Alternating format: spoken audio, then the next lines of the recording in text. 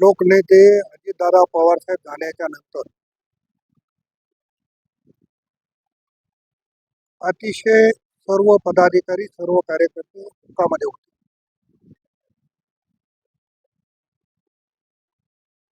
आणि कार्यकर्त्यांची भावना होती की आपण त्या निमित्तानं एकत्र जमलं पाहिजे. म्हणून आमच्या जिल्हाध्यक्षांनी बैठक या ठिकाणी बोलवली. आपण बघितलं की दादांना त्यांच्या पावन स्मृतीला अभिवादन करून आम्ही बैठकीची सुरुवात केली.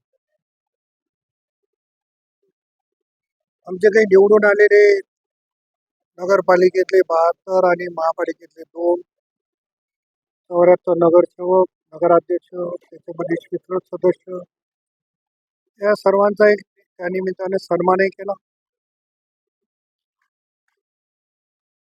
नगरपालिकेत महापालिकेत झालेल्या पराभवाची कारण मीमांसा शोधली. येणाऱ्या सगळ्या निवडणुका एक संघपणाने आपण लढल्या पाहिजे ही भूमिका घेतली आणि कार्यकर्त्यांचं मनोबल कसं वाढेल ही गोष्ट खरी आहे की दादा गेल्यामुळं ती पोकळी न भरून निघणारी आहे.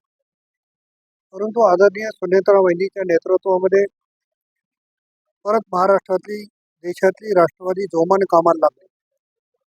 त्यामध्ये नांदेडही मागे राहता कामा नये ही भावना व्यक्त केली. आपण बघितलं असेल की लोकनेते दादा पुणे बारामतीचा जर सोडला दौरा तर महाराष्ट्रात सगळ्यात अधिक वेळ नांदेडला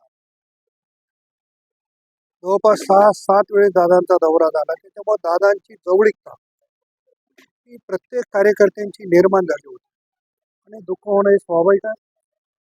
झालेलं दुःख विसरून राष्ट्रवादी काँग्रेस वाढविण्याच्या संदर्भातला संकल्प आम्ही सर्व केला. महाराष्ट्रामध्ये खराब प्रकरण कुठे जाण्याचा प्रकार मला त्या प्रकरणाचं काही पूर्णपणाने माहिती नाही, अभ्यास नाही. परंतु विधानसभेमध्ये राज्याच्या प्रमुखाने म्हणजे देवेंद्र फडणवीस साहेब त्याच्यामध्ये जो जो असेल त्याला मी सोडणार नाही ही जेव्हा भूमिका घेतली तेव्हा आतापर्यंत आपण बघा की फडणवीस साहेबांनी जेव्हा जेव्हा अशा पद्धतीचा शब्द टाकला तेव्हा जेव्हा त्यांनी कडीला नेला.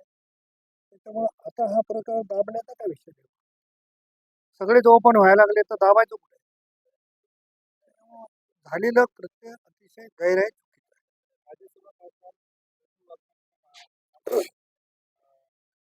टायगरवर होणार आहे. अनेक पक्षातले लोक आमच्या संपर्कात आहेत. खासदार असतील, आमदार असतील. त्यांचा पक्ष वाढवण्याच्यासाठी ते प्रयत्न करणं स्वाभाविक आहे. आमचा पक्ष वाढवण्यासाठी आम्ही प्रयत्न करू.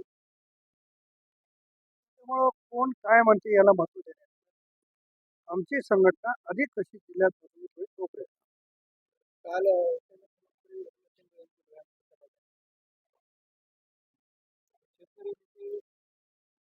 ठीक आहे ना, मी मागेही सांगितलं होतं. मी पण त्यांना वेळ मागितला होता नगरपालिकेच्या वतीनं आणि सरकारकडून.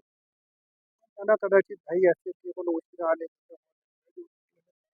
पण राज्याचे उपमुख्यमंत्री म्हणून आम्ही पण त्यांचा सत्कार करणार होतो.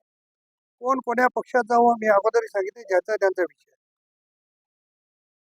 लोहा कंधार तालुका हा सगळ्यांना माहिती आहे की कोण कुठे गेल्यामुळं काय होऊ शकते. त्याच्यामुळे त्याच्यावर भाष्य करून काय होतं.